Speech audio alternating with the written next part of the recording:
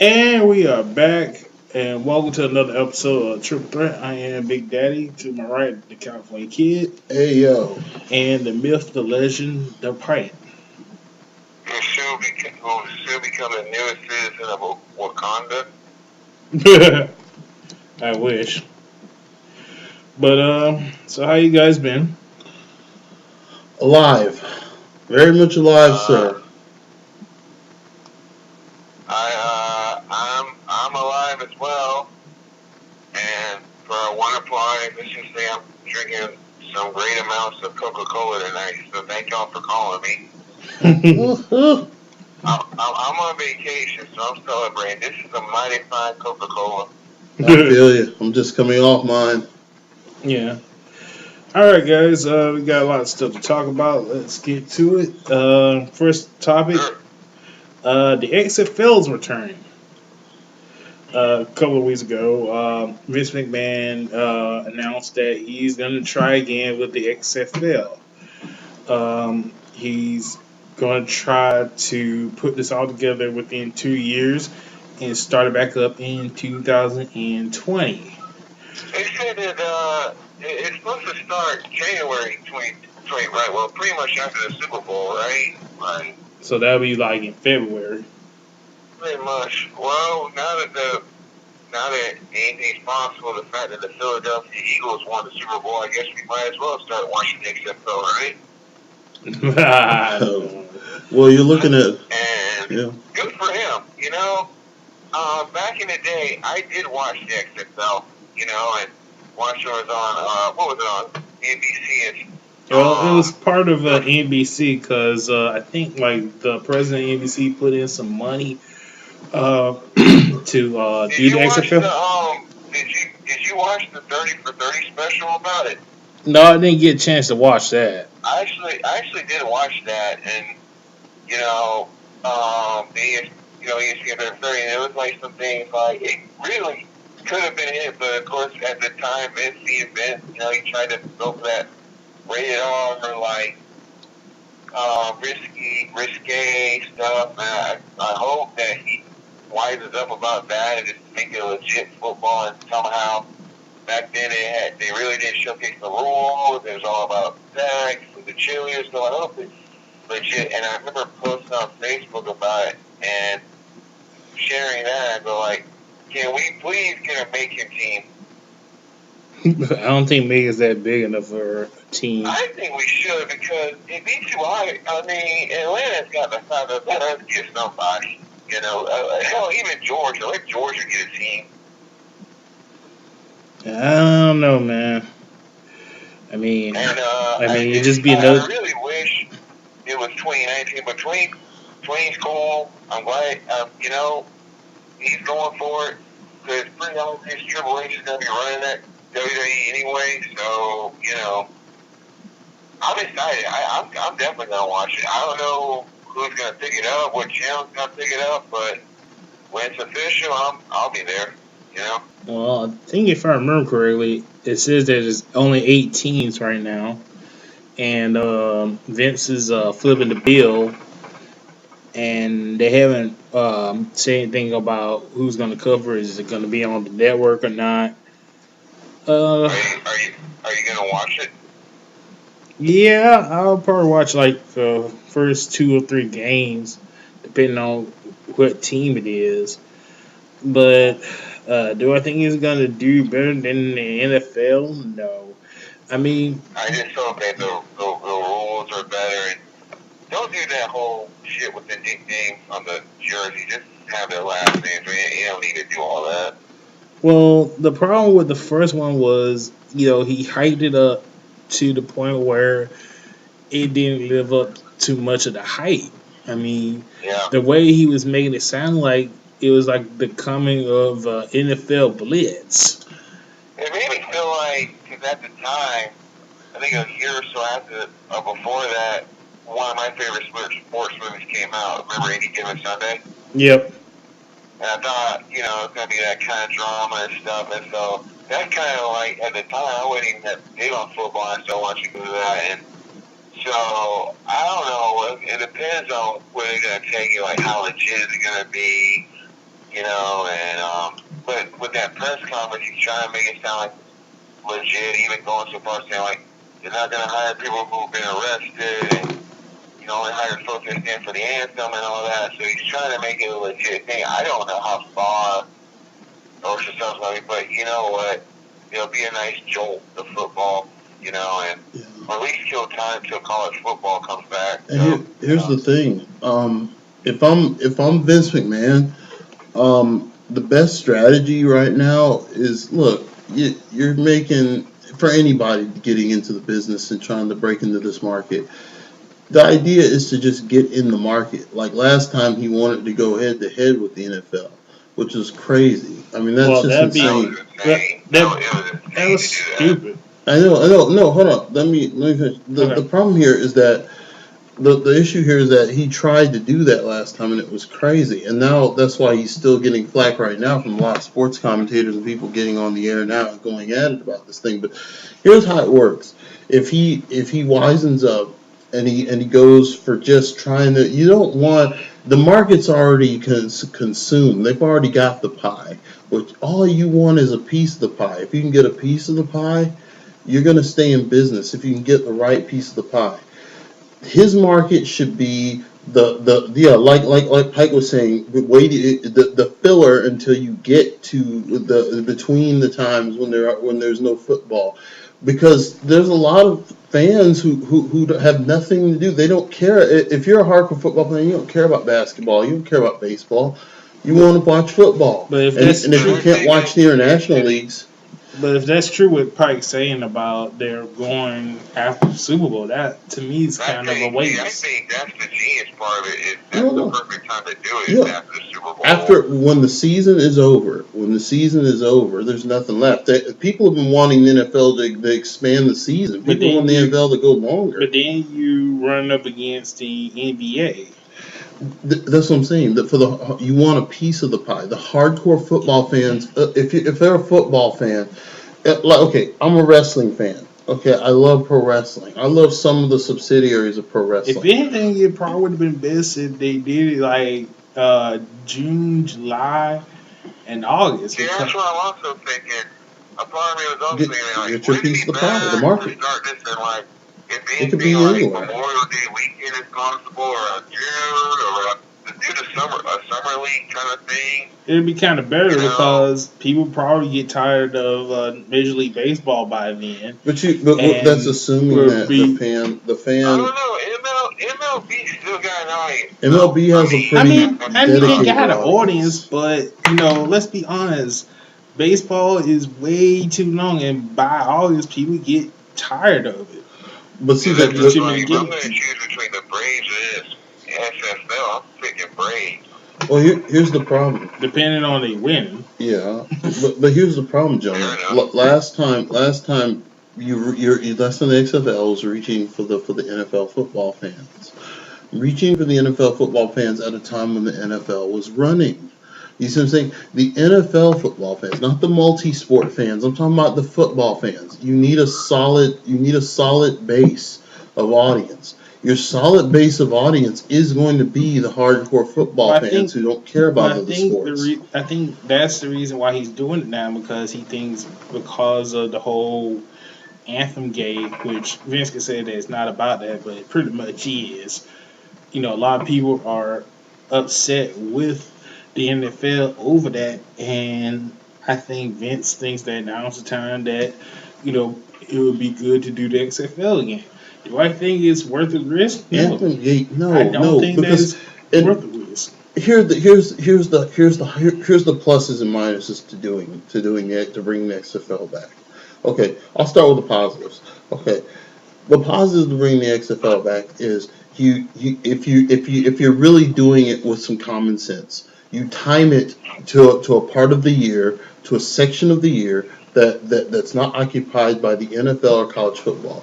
Give the football fans, the hardcore football fans, something to watch in between, and you will have your pie of the market, because they don't care about the NBA. They don't care about baseball. They don't want to watch the UFC. They just want to watch football. That's all they talk about all year is football. They will lean to you because you're all they have. Okay, that's what you want. Now, the positive is that it gives those fans something to watch. The positive that you have your market share piece of the pie. The positive that you can make a little money off of it. Okay. Negatives. Negatives. Negatives is Vince McMahon getting in there and not being and trying to be Vince McMahon. Because when he does that, he's going to fail. Well, he's not in going to this. be as big as he was in the first one. Apparently, he's going to stay behind the shadows. He's not going to be Oh yeah. in the spotlight in this XFL. I guess they're going to That's have. why, like, Oh, he needs to be Papa John's guy. You can pretty much spot, again, I can see it, watch that 30 ESPN special, just see right off the bat what he did wrong, and, you know, try to make it so risque. Don't make it risque. I mean, cheerleaders are great. Don't make it about the cheerleaders. Don't make it about, like, trying to be. You're trying to be like a Macho. Don't try to compete with NFL. Just focus on your product. Make your product great, you know? Yeah. Because, like, at the end, he was desperate and they turned into another, like, a bad wrestling storyline. What? It became like roller dirt, like roller jam. What was it? What's his name? Roller Jam. Roller jam. It became like roller jam because roller jam started out as a legitimate roller derby. I really do miss that show. I missed the first couple seasons of the show. Roller Jam was great. It was great in the first couple seasons when they weren't trying to be sports entertainment, when it was a real derby. Yeah. When it became more about, like, that one couple that was on the gold team and that one on the black team, that was sort of like went down. But before that, when it was actually about roller derby, it was great. That's kind of like where I'm worried, like, where SFL is going to go. You know, and don't put any wrestlers out there. Well, don't, like, do that. Well, they're not going to do that. I mean, except for The Rock. If you get The Rock to show up, that'd be great. But, you know. Yeah, it's not going to happen because, like I said, Vince said that he's not going to be the face of the XFL. They probably going to have like a president. I love the fact that Bruce Tiff already wants to join the team. Yeah, but unfortunately he won't be able to because Vince also said that WWE is not going to have a part in it. So you probably won't see Seth or Roman. Not only for whatever, he still needs more capital for it. Yeah, and not only do you have to like find that right slot in the year to air this thing, you need, even if it's after the Super Bowl. Yeah, Vince McMahon not being the face of it is probably the wise idea. Put a suit, put some kind of a Caucasian suit out there. Make him look generic, and you'll be fine because it'll look dignified to the. Because it's the stigma. Because it's the stigma. It's the stigma that we expect from these sports administrations. How old school would that be if you put Ted Turner as the keeper? Oh my God, no. That is not ever happening. That's never happening. Jesus, no. You put. That's like the only thing TNT has ain't done yet. You put a suit out there. No, you put a guy in a suit out there, an older guy probably in his 40s or 50s as the commissioner of the league or whatever it is, and there you go. You got that way. The hardcore football fans won't see this as a joke. They'll be like, oh, this is a legit league now. Well, I'll keep optimistic about it. But if it happens, it happens, and when it does, I'll check it out. It just can't be Vince McMahon. I don't know if I'll buy a jersey, but I'll check it out. If you have a black league commissioner, he needs to be bald. If he doesn't make an MLB, definitely sign Tim Tebow. Oh, that'll probably happen in the third season. Anyway. I wouldn't be surprised if Vince would try that because there ain't no way. It would happen in the third season. There's no way he's gonna get jumped. Even though the whole arrest record thing, you think he's trying to get Manziel? He can't. He that's one of their rules. They can't have a felony, or they can't have. Kaepernick? He ain't gonna do that. He's too boys with Trump. Fourth season. It would be fourth season. We'll see. He won't do it. It'd be fourth season. I bet he'll have. The ratings are too much. He worked that out with Trump. The ratings would be the ratings would be off the chart. Hell, I wouldn't be surprised if Trump gets involved in this I guarantee you Trump and will gives tweet it about and this gives his shit. own team out of it. Oh yeah, he probably will. I guarantee he'll tweet about it. He'll probably go to the first meeting. But anyway, let's talk about Ivory and Jeff Jarrett being named as Did I not call that last show? Did I not say Ivory was going? Maybe. I swear to God, I said that. He was going. I'm glad. I'm glad too. It's so great. It is so great. And that was a great video montage for her. And, I still think Right to Censor should be the ones that duck. Well, she and Jacqueline were the two best wrestlers in that group. I mean, Trish came along later when she got really trained, but what about Lita? Man, Lita was not as good a worker as they were. Lita could hit spots. Not yet. Lita could hit the most daring spots, but Lita was nowhere near the worker that Jackie wasn't there yet at the time. Well, Ivory was part of. But Ivory had it down right off the bat. Well, she worked Glow, and she had that experience. But man, Miss Texas could wrestle, and when her and Ivory got into it, you were getting a good wrestling match. That's why I always said that. If order for PMS to have worked, they probably should have put Ivory in there. Yeah. And had Jacqueline in there, and then if they want to keep Tara there, she could just be like the mascot. Yeah, that would have probably worked better. But I just think it's great, and it's a great representation for Glow, and especially with that awesome Netflix show about Glow, and it's just circulating, and and well deserved, and very happy for her. Yeah, but I think she was. Like, who would you pick to induct her? I would say Molly, but I would say Victoria. One of those two. I think Molly would do it. I think Molly would be fine. I think Ivory's like right up there with Molly as like the very what you would call it, like underrated, sexualized. Yeah. Yeah, very underrated. Yeah. But I definitely think Molly should be in it next year. Oh, definitely. But I'm very happy for Ivory getting it. But I'm kind of glad. I'm glad for Ivory because she deserves it. Now we gotta talk about Jeff Jarrett. Is anybody? How crazy is that? Would you have thought at least 14, 15 years ago he wouldn't even be anywhere near WWE? No, not at all the crap they said. But then again, look at what they did with Warrior. And then, it's just again. Let me just say, I'm happy he's getting in because you need to even think back to those days when he was Double J and that god awful song.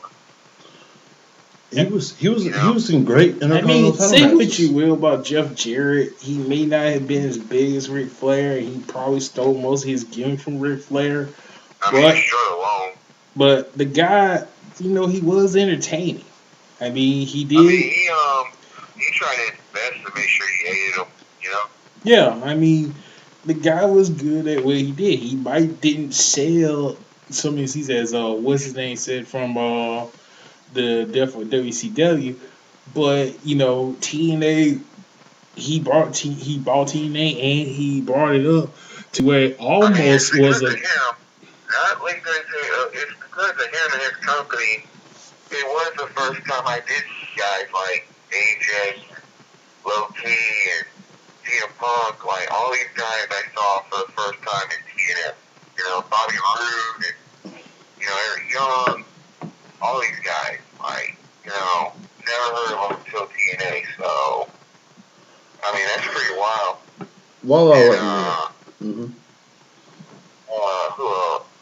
Daniel.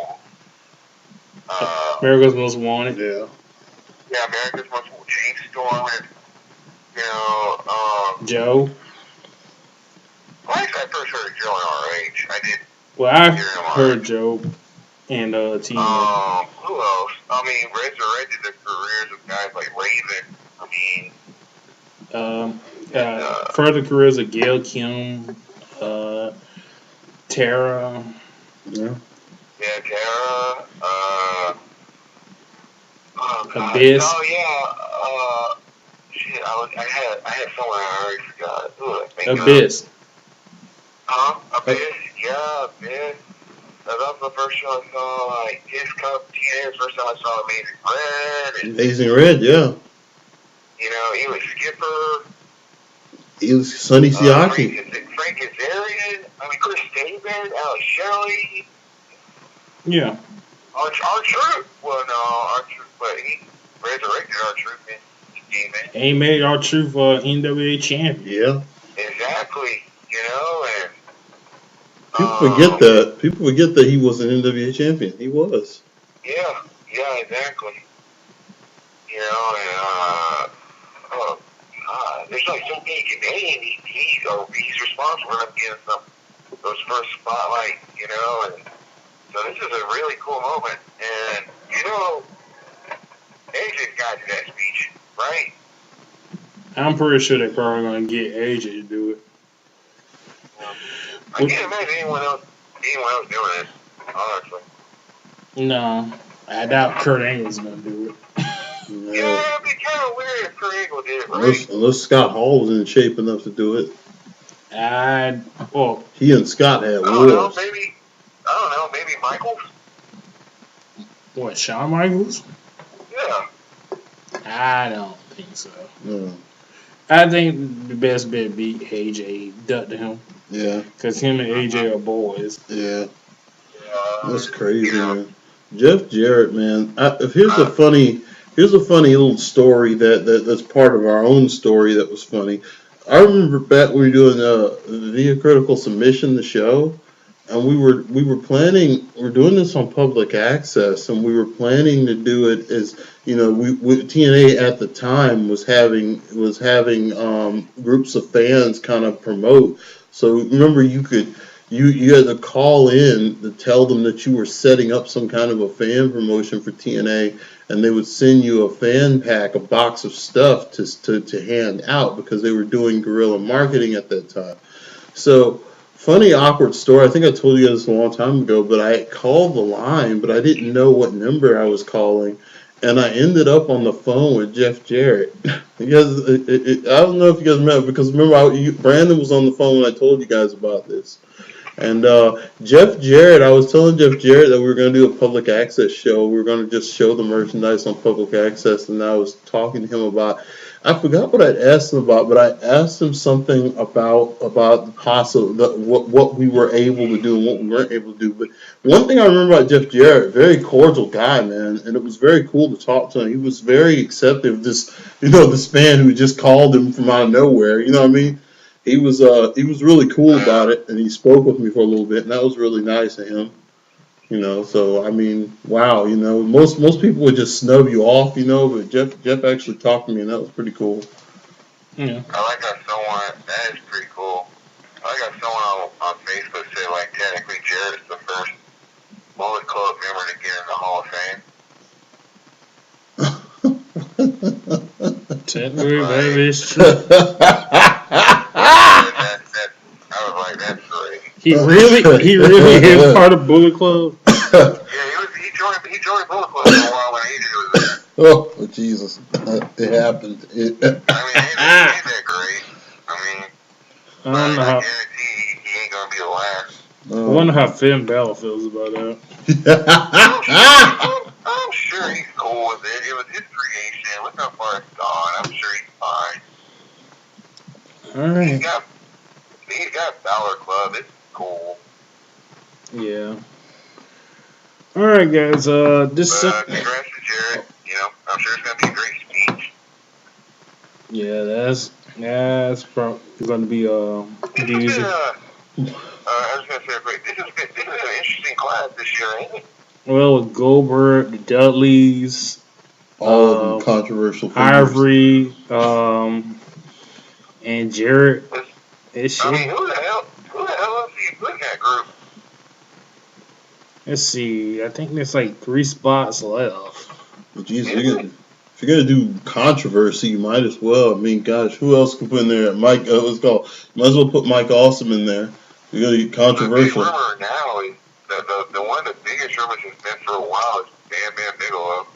That needs to happen. Yeah, Bam Bam is a famous wrestler. He was known. Well, he is deceased, so they need one deceased person.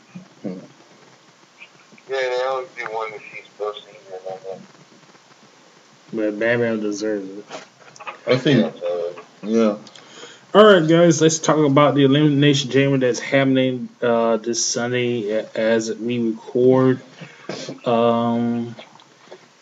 We're going to have, since Shinsuke was from SmackDown and won the Rumble, this is how the Universal #1 contender for the shot at WrestleMania against Brock Lesnar is going to be decided in a Elimination Chamber that's now going to have 7 men because of what happened on Raw with both Finn and So 3 people. Seth pinning. I forgot who they pinned, but they both pinned the same man at the same time. So now because of that,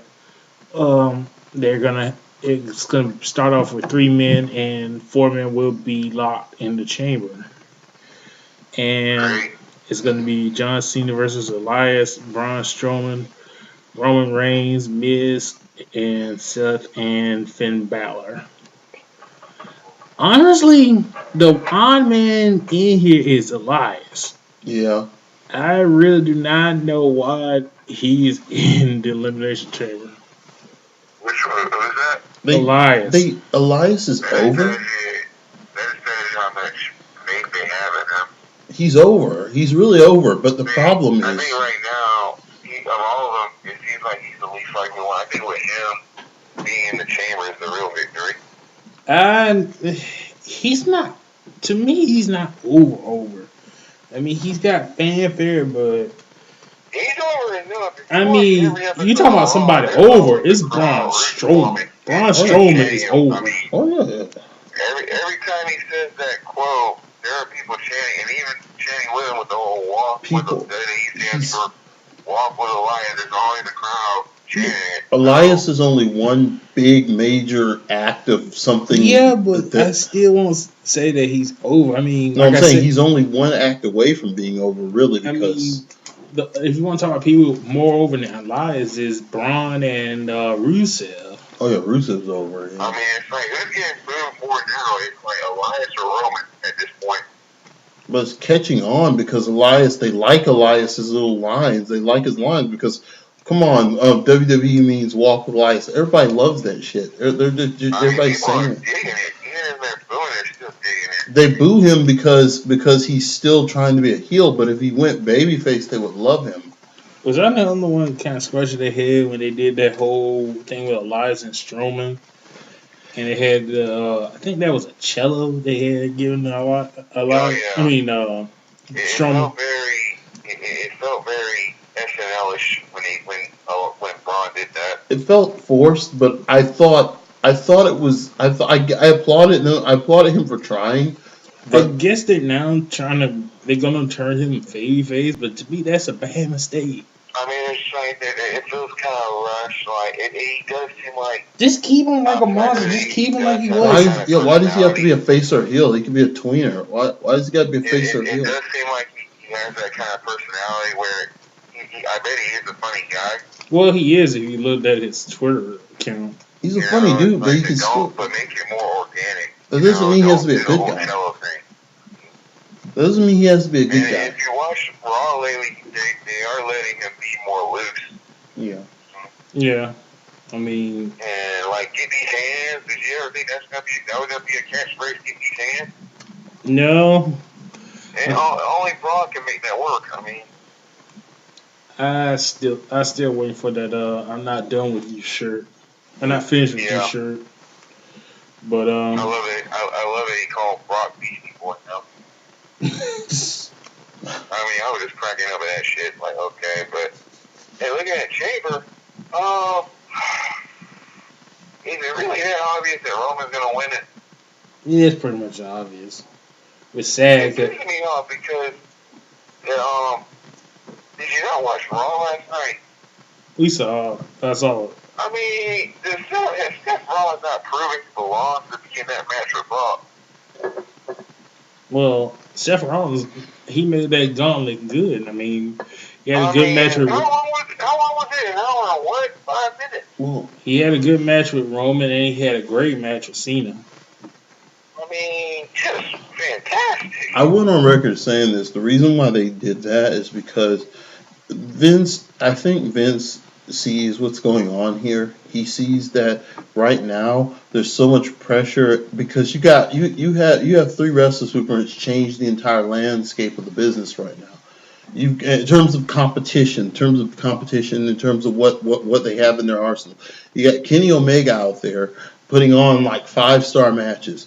You got AJ Styles, who is pretty much the god of the ring right now. You've got Asuka, who is just a phenomenon. From like there's this amazing phenomenon that your son-in-law created. She's a monster. And then now you've got freaking Andrade Cien Almas having 5-star matches with Gargano in NXT.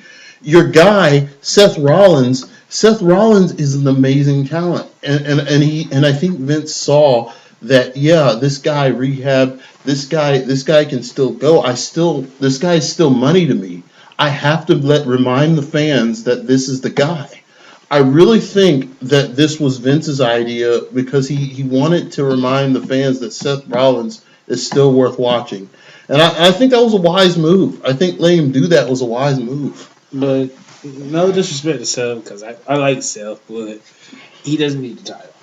No, I don't think he needs to, but I think they want to remind you that he's still, because I think even Vince doesn't want you to think he's an afterthought. Because he's getting, you got to admit, with all I just mentioned, he's getting kind of left in the dust here. Well, remember, they were doing a Shield reunion, then Dean got hurt, then Jason Jordan got hurt, and now he's going to miss WrestleMania, which that sucks for both of them. Especially Dean. If you don't have him win Chamber, what the hell is he gonna do at Mania? Well, I don't know. I guess they probably if they weren't gonna do Roman versus Brock, have him and Seth face each other at Mania. Okay, it's pretty obvious at Mania. It's gonna be Balor and Miz, isn't it? Honestly, I would rather. It seems like they've been hitching it that a lot. Honestly, if the only people I want to win is either Braun or Finn. I've been saying, I don't know if Lesnar agrees, but I think Balor Lesnar for you at Mania would have been interesting. Here's the thing. It would be interesting. I mean, I wouldn't mind Miz going for it, but let's be honest. Do you really honestly believe a Miz versus Brock would be worthy of a WrestleMania? No, I'm not trying to take shots at Miz because Miz has been great. It's been his year, and I wouldn't have mind if he gotten the Universal title. But not against Brock. Not against Brock. Honestly, it would be good because it's something completely different for both of them. Do you really think Brock would want a job to Miz? Of course, with Brock being who he is, you would need a lot of comedy for that match, though. No. I'm saying you look at it this way though. Miz, the reason why it's unwise to have the Miz beat Brock is this reason. Brock Lesnar. For better or for worse, Brock Lesnar, when he's working with somebody he wants to work with, he can give you some amazing quality. I think that Brock Lesnar has provided the company with something that the company has needed for a long time, and that is a legitimate champion. Like, no matter what they've thrown at him, they've always written it so he comes out all on top. He's not even the strongest anymore, but he's pulling it off. And this is what's been good about this. Now, when you put somebody like Miz in there, if you let Miz beat Brock, yes, it's a huge. You're pretty much capping Miz's thunder because when you create that cap where he accomplishes the impossible because and that felt awesome enough, what else is there? He needs to always you can't make him completely right about himself, because if you make him completely right about himself, then the character becomes uninteresting. You want him to always be, huh? Yeah, I was saying that because after he breaks that Intercontinental title record, which we all know is happening. Yeah, that's fine. He's going to break that record. But then after that, now you need to move him to that Universal title picture. And I mean, I can see him beating Finn like that. I can see him beating Finn or Seth or somebody. But when you're talking about Brock Lesnar is going to literally there's no if you're a writer, how do you feasibly even write that? It's so interesting they announced that he's going to be first. Have they ever done that before? Announced the man who's going to be in the match first for Elimination Chamber, you know? I think so. And plus, Elias is going to be the last one to enter. I mean, have they ever announced stuff like that before, like that, though? I mean, I don't remember. When was the last time they did that? It's been a while. I mean, that's weird, but, you know, personally, I would have picked Miz or Finn. I don't want it to be Raymond. I don't want it to be Roman versus Brock at Mania. No, that would suck. It needs to be. I don't want to see that. Look, if Brock is going to drop the title, then they need to go ahead and just let him and Braun have a good quality match, a good powerhouse quality match, and it needs to be done in the most convincing way possible, and that's it. If you're going to take the belt off Brock, it needs to be Braun, and I could buy Finn doing it because it could be interesting. He could his running double foot drop kicks and his high impact blows, those massive blows he's able to take risking hit. It's like a bullet. It's like you got a cannonball and you have a time limit. See, Finn is on a time limit because either he's going to get destroyed by Brock Lesnar or he's going to have enough time to do enough damage to get the win. I mean, hell, it'd be probably like AJ facing Brock again. That's what I'm saying. See, the thing is, it's all about precision. AJ had a strategy going in, and he was able to hit those Hail Mary moves, and he did damage. And to the point where when he finally did put Brock when he finally did nail Brock with that flying elbow, was a flying forearm. When he finally did nail him with it, it was like that was one of the closest 2 counts because he had just been nailing. He had been running up on the guardrails, nailing him with it. He'd just been hitting him, you know. And then come on, we all thought Brock was going to tap at that one moment. He sold that like a champ. We thought he was like at one point it was heading that way, but then that great counter, but from AJ's clutch. I mean, doing that was pretty cool. Yeah, that was. I mean, dude, it just. You could make. I think Finn would be a good choice for that kind of a story they're going to tell in the ring. But if they're going to, if I had to pick, I'd go with Finn. But Finn or Braun or Miz, any one of those 3. But if it's going to be Roman, God help us. But I overall my first pick would be Finn. The only way Miz winning that is if not only the Miztourage is out there, but his wife and then maybe 2 other people get involved. Maybe Elias comes out there. He needs to call in. The only way he beat Brock Lesnar if he has 7 people come out there. Maybe that won't be enough. Have you noticed we didn't mention Cena at all? Because we don't really care. Cena doesn't need this. Of all the people in the match, we didn't mention Cena at all. I pray to God it's not going to be Cena versus Finn at WrestleMania. Cena versus who? Finn. Oh, well, no. Well. Or they could do Cena versus Elias. See, they could do that. Yeah. I think I think Cena and Elias could put on a solid match. I think their feud's actually been interesting, been enjoyable. Yeah, it has been. Look, we shall see. I'm pulling for either Braun or Finn But I get the feeling it's gonna be Roman. I mean, hell, it's like, hell, give it to Miz. He's about to be a dad. Come Whatever on. they do, don't. Yeah, but they're not gonna give it to Miz because of that too. Don't give it to Roman. They can work around it. He's got a jet. They can work around it. For a WrestleMania main event, I can handle most anybody in there except for Roman or Cena.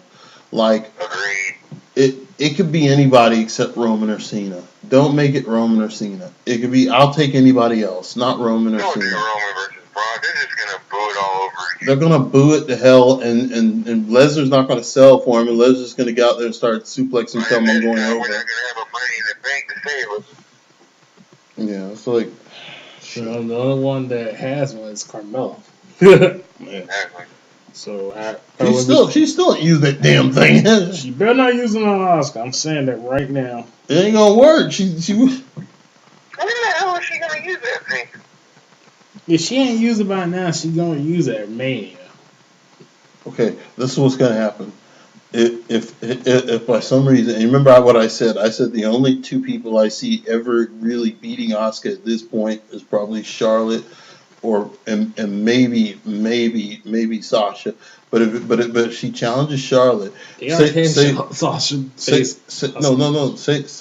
Charlotte. Say Charlotte did manage to somehow survive Asuka. I don't care how. Maybe she didn't beat her. Maybe she got a counter or whatever the hell it is.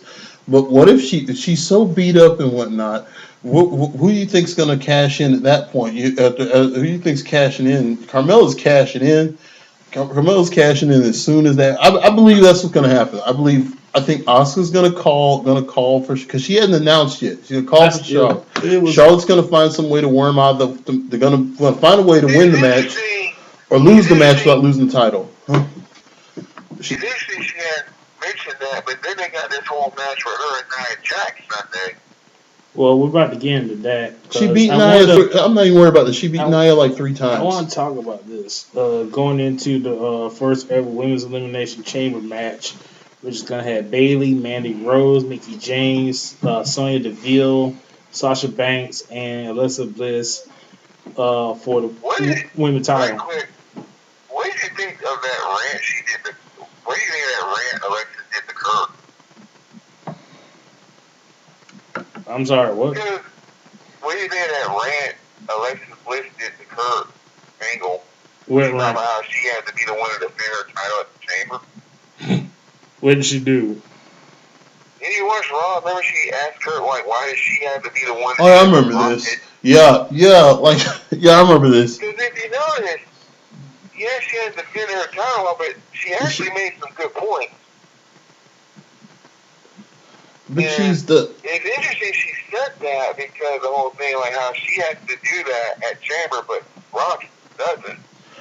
She made a good point, but the fact is that also I think when they don't, WWE doesn't give enough insight when it comes to their storylines and what, like, okay, so you need to have Kurt kind of sit there and be like, okay, do you think you're as legitimate as Brock Lesnar? Yeah, I mean, really. The reason why she made some good points though, but it's Brock Lesnar. It's WWE.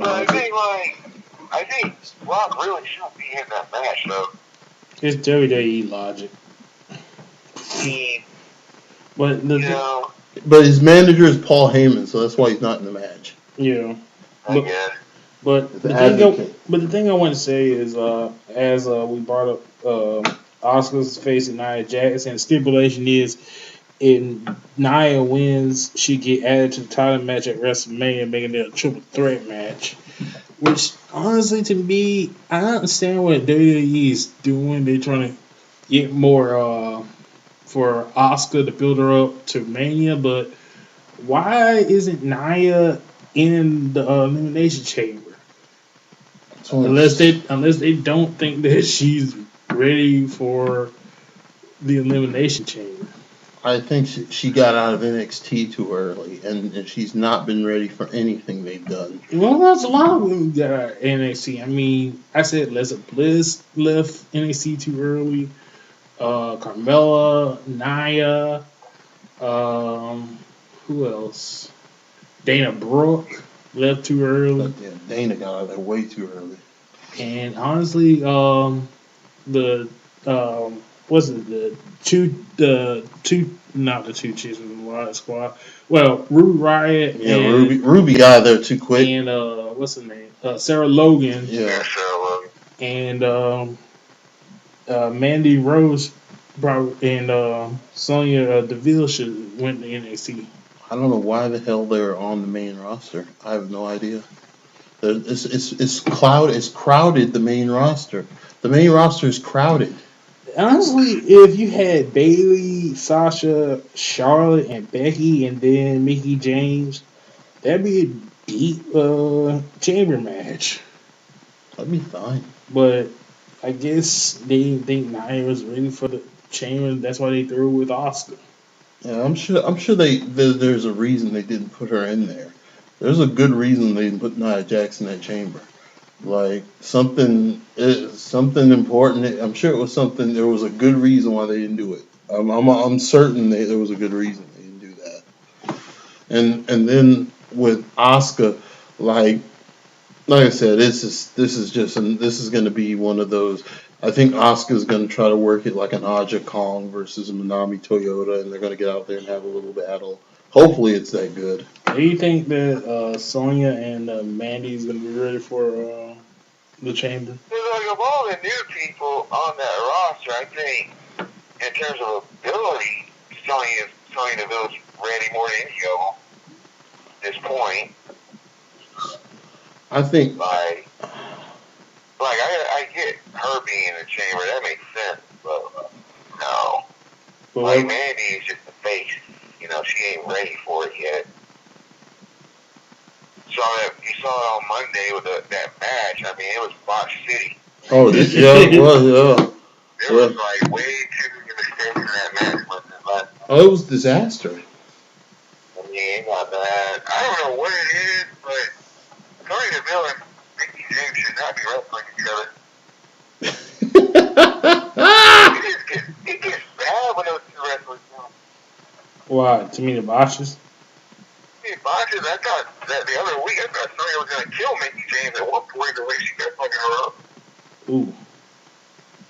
It's like, it's as bad as when Bailey has to wrestle Charlotte. That never turned. Oh, yeah. Bailey. I think this is the whole thing of trying to find a threat, though. Now, like, making Oscar, like, attack her and beat her down, and there's no way Oscar's losing to Nia Jax Sunday. That ain't happening. Well, if you remember, she's beaten Nia Jax 3 times. 3 times? Mm-hmm. When? So, ain't no way that's happening. She beat her in her first challenge in NXT. Then she beat her the second time she challenged in NXT. Then she beat her the third time in Japan in NXT. She beat her 3 times. I'm pretty sure Bliss is winning that chamber match anyway. Nia lost to Oscar 3 times? 3 times. I thought she beat her Oscar. Okay, the first time. Oscar beat her one time. That was at NXT for the title, and then Nia got pulled up to the roster. No. She beat her. She beat her once when Nia was just using the Samoan drop and the leg drop. Then she beat her again at one of the NXT events where then Nia incorporated a powerbomb, and Asuka still overcame her and beat her. I think in that second one, Asuka actually started incorporating the German suplex, started German suplexing her. Okay, so then in the Japan match. They put a focus like that on the ladies' chamber match, like who's going to be first, who's going to be last, or any of that. Yeah. Well, I guess they'll probably do that on the pre-show. Sure. Yeah, you remember, No. Yeah. But hey, it's great, though.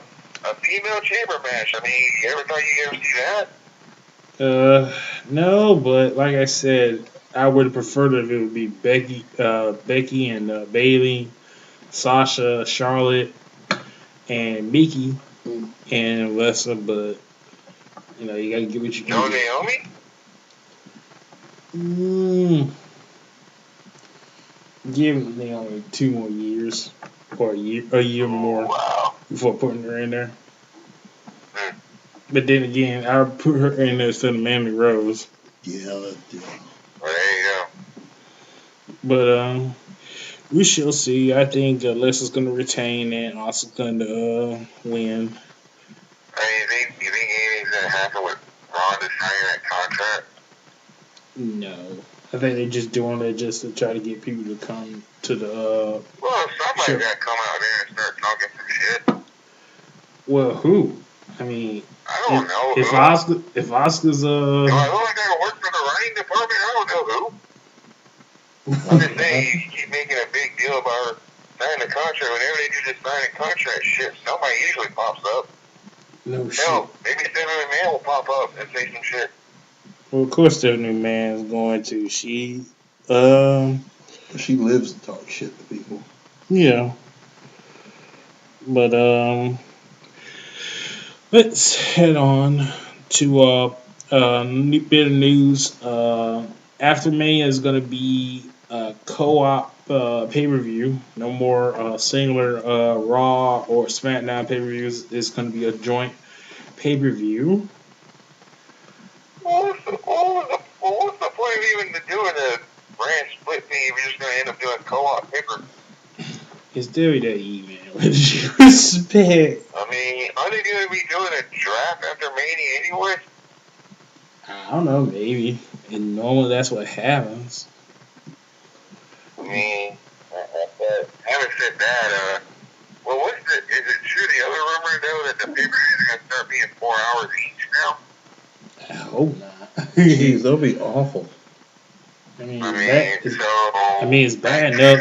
It's bad enough we got to deal with 3-hour Raws. If it's a money issue thing, then maybe I guess it makes sense. I just don't know how is that going to work. I think they feel like they're splitting profits because like they feel like they're losing the potential money that could be made because if you're doing separate pay-per-views with different brands, well, some people just don't care about what's going on in the other brand.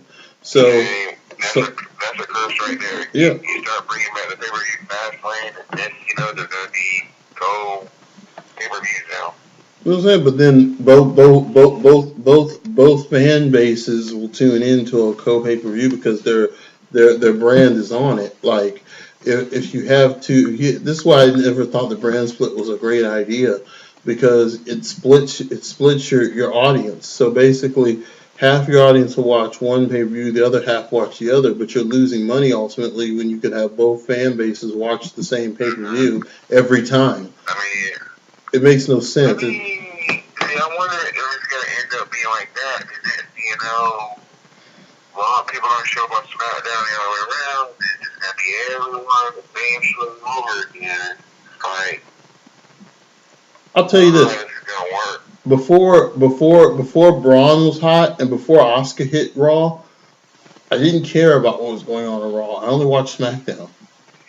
I didn't give a crap about Raw pay-per-views. I only watched SmackDown. That was about it. I didn't even do that. You remember Miz was on SmackDown too. Nobody was watching Raw. After they did the draft, he came back to Raw. Still, and then brought in Mr.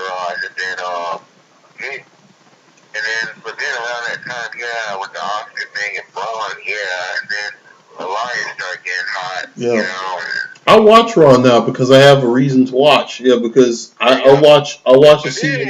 Then SmackDown started. Well, I think it's cool. SmackDown does that thing with the commercials, like they still show the matches. Oh yeah. But I think that's a cool concept. I think the top 10 thing is just stupid.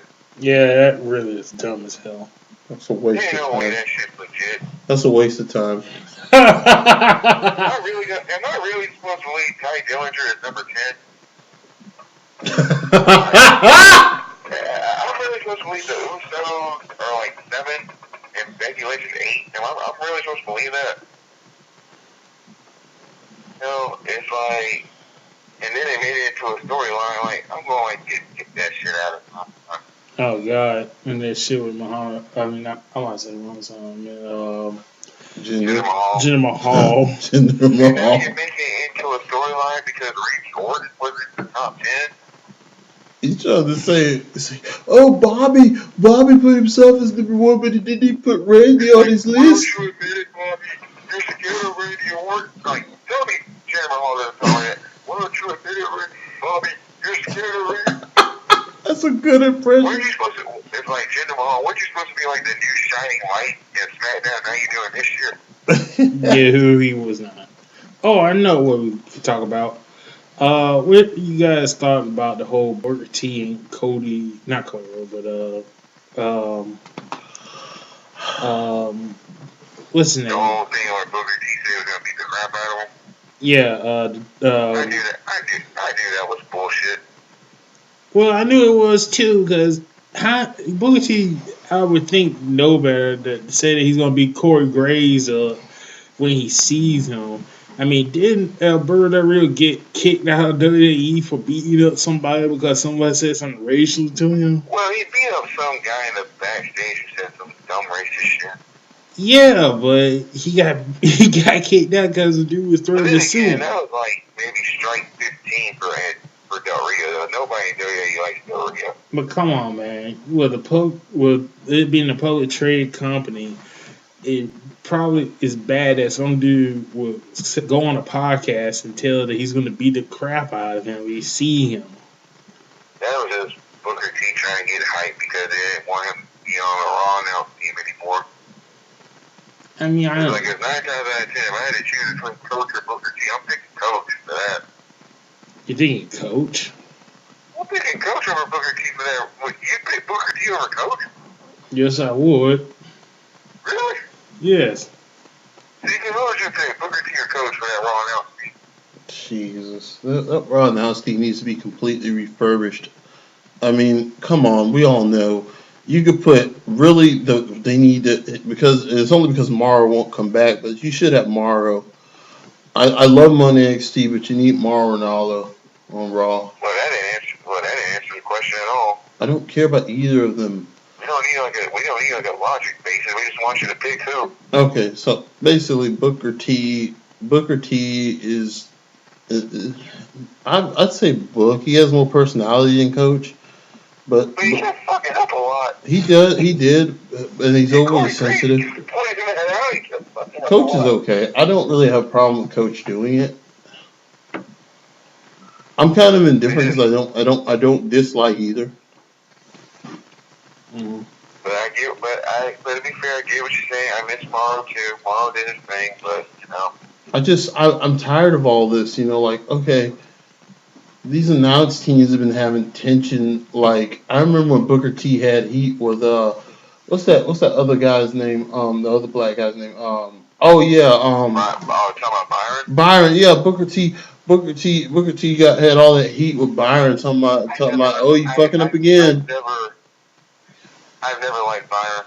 Byron, I mean, like him or hate him, I'm just talking about the drama though. I'm talking about just the drama. He gets on my nerves though. He does. But I mean, at the time I watch him SmackDown on mute just so during the match so I don't have to hear him. Seriously, I watch SmackDown on mute during the match because I don't want to hear it. But I mean, they're aware of it because they had Kevin Owens continue to pick on him.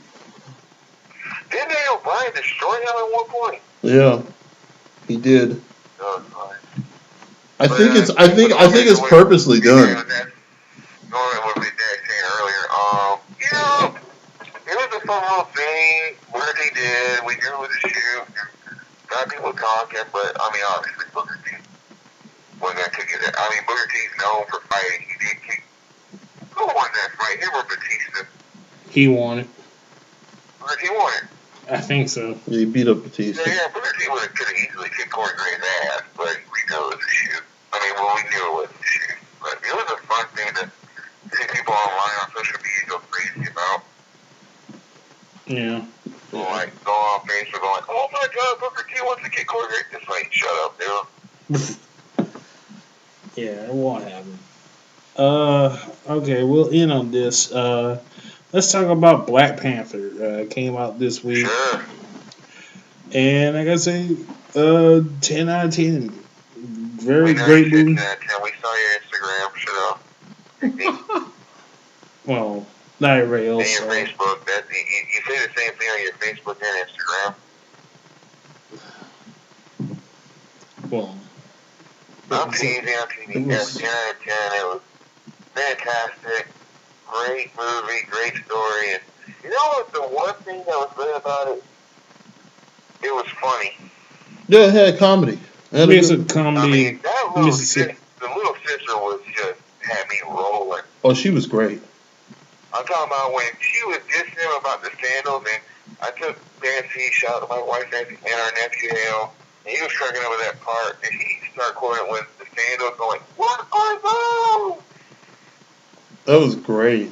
Then when That was just fantastic. then she told him to hit the suit again, and then he fell back and he fell back, and he was like, "Delete the video." That was funny. And another part where at the beginning where he did froze. After the general told him don't breathe, he can breathe and see the spine. He goes, "Hi." Oh, yeah. And like he froze. Yeah, he did freeze. In that movie, you know. But let me say this before I get into it. All right, so I go and watch the movie, right? It's kind of attraction, and they showed the Amy Schumer movie that's coming up, and Jesus Christ, there was like only 2 people that laughed at that shit. I ain't gonna talk about the Amy Schumer movie. We're talking about Black Panther. Yeah, but I just thought it was dead there. It was we don't care, dude. We want to talk about Black Panther. All right, but let's see. Oh yeah, you talking about the movie where she gets hit in the head? Yeah, that was. Yeah, that looks stupid. I like Amy Schumer, but even I think that looks stupid as hell. It's basically Shao Halvin from One Point Sped. Well, not really, because Shao Hal he got hypnotized, but I see your point. Okay, but back to Black Panther. Great movie. For J.J. Abrams, yeah, Black Panther called and they want you to retract your statement. Because how the hell you under the same umbrella and Black Panther can have not 1, not 2, but 3 awesome females kicking ass and they don't bring the story down? I mean, remember when this week J.J. Abrams did an article saying that people who are complaining about Star Wars: The Last Jedi just are afraid of what did he say? Like change? Yeah. They're afraid of. That's not even it with Star Wars: The Last Jedi. That's just down to the fact that the source material was completely raped. And look, I'm not saying. I'll get into that in a second, but let me first say, before we get into that we can go a little bit longer here, gentlemen. Before we get into that, I just want to say I was so happy to see that Marvel gave the role of the mother to Angela Bassett. That was so just and right, because Angela Bassett, in my opinion, is one of the most underrated actresses of all time. I think that I feel I've seen her work for a long time, and I feel that she is someone who never quite gets the credit she deserves. Just fantastic. She did fantastic. Forrest Whitaker was awesome. Yeah. And let me just say this, because he had his moment. Let me just say the 2 things. I want to say 2 things right quick. Number 1, if the Academy has any balls left, next year this will be a bona fide Best Picture nominee. They ain't gonna do that. And number 2, I mean, come on. Michael B. Jordan as Killmonger? He killed that. He was excellent. I mean, my God, that was brilliant. It was really well played. The museum, the exhibition, that was awesome. The mask, to pull back the comic book look, it was great. They have that old, the horns. Anger and just like becoming that character, just yelling it. Even when he was dying, he didn't change. He was like just still angry. He was able to pull the stoicness. And then of course Chadwick Boseman, I already knew he was gonna nail that. He was gonna kill that. I mean, especially since Civil War. Oh yeah, he had that roll down. Isn't it amazing the fact that Chadwick has played Jackie Robinson, James Brown, and Black Panther, and been fantastic in all 3? I mean, yeah. And but and like you were saying, though, like Angela Bassett playing the mom, just great, and the dude playing Clark. So many moments, and I'm still laughing at that when Cole came out of that confused you know, he just goes, "I made it rain." Yeah, that was great. He's like, I made it rain. It was awesome. That was a great actor. Dude, That man was awesome. Dude, Claw was awesome. I mean, Claw was awesome. One little funny thing was when they went to that other tribe, and the guy told the FBI, CIA guy, like, the gorilla guy. And he goes, "I'm kidding, we're vegetarians." Yeah, then when they brought him back, and then he said, "Are y'all finished?" That was great. You know, and then a personal note was, like I said, I saw with my wife in the part where Michonne stopped her husband on the rhino from killing that dude. So that was Michonne. That was Michonne. Michonne was the. That was Deny. That was Deny. Damn. The fucking scene with her in the truck, that was awesome. Her throwing the spear, then when Claw took out his claw, he blasted the SUV. She was great. And she landed on a piece of the car. She had that. She looked. The fact that Michelle was there, her husband all pissed off. I looked at Vince and said, "You've given me that look before." And then they had the rhinos, man. The rhinos were awesome. Yeah, the war rhinos. Man, so yeah, that part was great. And I have two questions concerning this year, right quick, before we jump back to whatever. Number one, do you think Deadpool 2 will be better? That's kind of hard to say.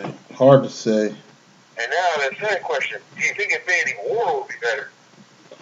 It probably is. Yeah. It's probably going to be it awesome. has to be. It's probably going to be epic. And it probably might not do as good opening day as Black Panther. No, but it will definitely hit hard. And then, I guess I have one more question. What did you think of the after credit scene? That's good. Both are weak. They're weak, but Bucky, it's good to see Bucky's okay. And it's good to see that. Yeah, good seeing Bucky. Good seeing Bucky. I don't know why. I honestly, for some reason, I honestly thought we were going to see Captain Marvel. I was hoping to see Captain America, but yeah, I'd take Bucky. But Ross was awesome. When they were going to interrogate Claw's in there saying all that crazy shit. Oh, he was great. And he was like telling Panther, he can't do, he couldn't do, and Sean was like, if you touch it again like that, I'm gonna take him and throw him on that chest. This is a king. You're touching a king. And then Shuri's like, great, you brought another broken white boy for me to fix. Yeah, that was great. Like, you were in Civil War, they brought in Winter Soldier, Oh yeah, and when do a little memory card for that. Then when Killmonger came in there, and Angela Bassett like, that dude's lying, and then Panther said, yes, he's my uncle's son, and then Killmonger go, hi, auntie. That was great. That was awesome. You can't help but feel sympathetic for the guy, especially. You feel sympathetic, but it's just how Panther killed his dad and left him there, and But yeah, Weston did his thing. I mean, when T'Challa came back, like, you didn't kill me. You're like, dude, that challenge shit is over. I hope they do. They have like an action figure for Killmonger's Black Panther suit. That would be awesome. That was pretty cool, right? And then even when at the end of the fight and Panther stabbed him, even Killmonger was all like, "That's a good move."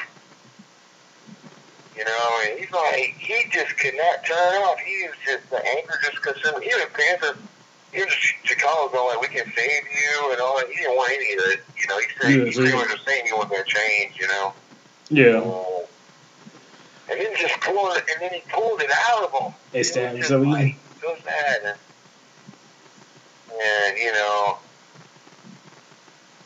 then it was just all that, and it was just fantastic. I want to go see. Like I said, I want to go see it again. It was so good. It was excellent. Yeah, it was excellent. It's just like, this is proof right there. Respect comic book fans and superhero fans, because we are the most dedicated fans, and we will put money in that box office. Was it better than Guardians of the Galaxy or Thor? I say better than Thor. My nephew my little nephew loves Guardians, and at first he said he didn't think it was better, but now he's saying it is. I don't know. But I it say it's wasn't. better. I say it's better than both. But I think that I love this Guardians. movie. I still enjoy Guardians. Which story? You talking about Ragnarok? Yeah. Ragnarok was funny as hell. Ragnarok was a comedy, but it was really good. I enjoy Black Panther more. It's so good. I mean, I would say Black Panther, then Thor, then Guardians of the Galaxy 2. The reason why Black Panther was so, but Black Panther wasn't just about the comic book fans. It was just about, it was a movie for once that really just put out a full African American cast as the focus in a respectable role in a superhero film, and it just rode on its black cast. Yeah. It let the black cast do its thing. Here's the thing about that, and was probably gonna do another. And it's story Marvel about who's it, doing it. But what I was gonna say is like the whole thing with the whole raising. I mean, you see stupid shit like I saw like on this woman put on Twitter like I didn't go to buy any tickets to Black Panther because I didn't want to interrupt the black people's experience with the movie. Should I go next week? I'm like, that's some stupid ass shit. No, the poster they put up where he's holding a watermelon. They have a poster put up. I compared to the year before, like last year, talking about like movies finally getting made, especially superheroes. Like last year, when Wonder Woman came out, you know, like both of these stories should have had movies that come out already, like years ago. And proof right there, these are the kind of stories that we want to see that should have already been made. Yeah. And you know, with Black Panther, it's not like it's not about womanhood, it's just being a good story. It's like Black Panther, it's not about black, it's about being a good story. Like these are the stories we want to hear, we want to see. And plus, you could do. You said that, Pike? I'm here. Okay. But it's like I was saying with I think both these stories are great examples of like we don't want the same story. We want different stories. We want these are the characters we want to see finally get a moment, and they got their moment, you know? Yeah. I hope it influences Hollywood to try to think outside the box and create more stories like this, you know? It's true. And, you know, the whole black thing, it's not about black. I mean, if anything, it's more Shakespearean than anything. Well, I mean, it's, you know, I noticed YouTuber and they were asking like, why is everybody getting all so out of shape about Black Panther and all that. This is like once in a lifetime that you see like a full black cast. That's what I'm saying. I mean, you don't Hollywood's see always that weighed much. on a Caucasian cast. I mean, they whitewash everything mostly, but this is one time where Marvel and Disney put out a film where it's not that way. I like the way they're taking more faith. And then full black cast, yes.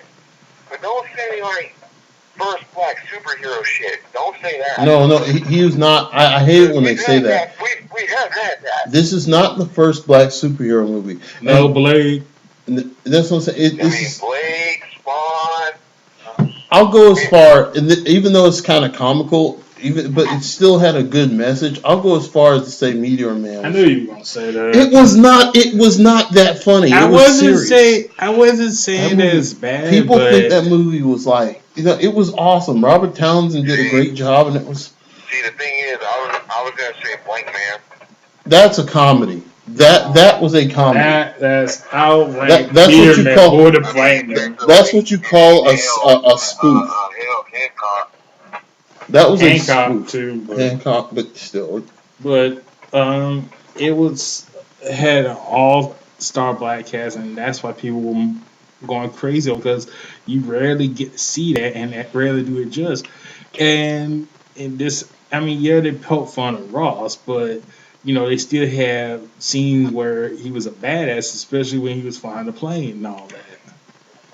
And they didn't like downgrade him like sometimes what they do in like TV shows with a white guy, and they make him look stupid like they would normally do us. But they still showed they needed his help. Yeah, and so and like I was saying with Star Wars Last Jedi, They had 3 women who were awesome and kicked ass, and it didn't bring the story down, and they didn't focus all on being a woman and all that crazy crap.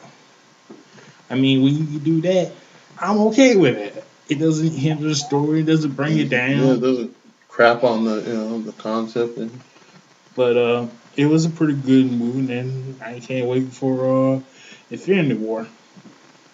It was a fantastic movie. I said, want to see it again. I already want to see if I can reserve it on Blu-ray, and I can't. You know what? I even posted on Facebook a fan drawing of Black Panther, and I typed "Your next Thanos" because I can't wait for the Infinity War. Well, it's gonna be good.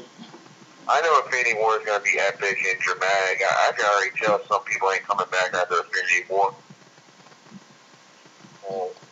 And they took a full cast. I cast. the Black Panther, and it was great. And now I went on comicbook.com. They're already talking about the sequel and what's going to be in the sequel. And I'm just hoping this. I'm hoping that now that Marvel has kind of started buying, didn't they buy Fox? It's still up in the air because it's still up in the air because now they're saying that Comcast is trying to outbid Disney to get Fox. That's the real winner when you talk about. They can't let that happen. Thor or Guardians, but the real winner here is MCU. If that ain't proof that MCU is the best movie company in the planet, I don't know what does. They need the properties. I don't want Comcast to get it. Me neither. They need I really don't. Disney. I want MCU to own Fox. Yeah, because they need it. Because look at this. Look what they could do, man. You could have Deadpool popping in every movie like he does in the comic books. He get to be like Stan, because he always pops something. We need that Deadpool Spider-Man movie. That's what we need. Let Ryan Reynolds run amok. Comcast won't let that happen. That's what I'm saying. You gotta let MCU get, man, because then Ryan Reynolds can run all over the Marvel universe doing whatever he wants to do. It'd be hilarious. Don't they own Universal? God, I think so. 2 words, Dark. Don't they own Universal? I think Universal owns them. They own Comcast? Maybe it's Comcast. I don't know. I really don't know. 2 words, Dark Universal. Dark Universe. I don't know. Who knows? I don't know. It's like, how much power are you gonna give Disney? You know what I'm saying? Yeah, but if I had to pick between Disney and Comcast, I'm going with Disney. Yeah, Disney. Go with Disney. Even though they let some director rape Star Wars, go with Disney. Mm-hmm. Are you excited about the Han Solo movie? That looks like it's gonna be done. Yeah. They showed the Kessel one. I gotta see more. But anyway. I mean, you got Donald Glover playing Lando, so I gotta be excited about that. If it's good, if they do it just like Rogue One, it's gonna be good. Oh yeah, it's gonna be excellent. Some people like to hate on Rogue One. I love Rogue One. It was a good story. I mean, I know a lot of people say like it was the SJ Joey thing, like with Last Jedi and Force Awakens, but it was a good story. I didn't hate Last Jedi. I got into it, but comparing Force Awakens and Rogue One, maybe just third in that list, but I still enjoyed Last Jedi. The storytelling was just a little off, and the fact that they kind of that the directors had to go a different direction with character builds. Skywalker did all he could for that movie. Mark Hamill was heartbroken over the movie. They totally went like he totally just acted like every character that Lucas built through the original series that just totally didn't exist. To me, just common sense would tell you like it just was done. It was done wrong, but it wasn't a terrible movie. But it was done wrong. It's like Skywalker and Kylo Ren is what made that movie good.